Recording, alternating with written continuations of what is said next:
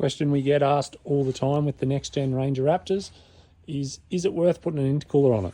So this one has a stage 1 Process West intercooler. So you can see there the power gains themselves aren't really that impressive. Another 3 kilowatts going from a stock one up to the stage 1 Process West. But as you can see, the top line up here, this is your boost. So red is what the stock car had with stock tune, stock intercooler, everything.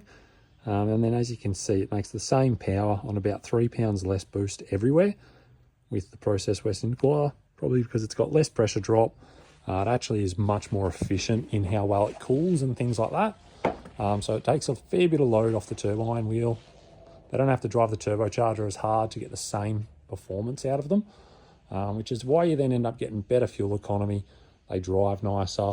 You'll get the same power on back-to-back runs as well. So if you're giving it a hard time on the road or anything like that, you won't find that the power falls off as quickly.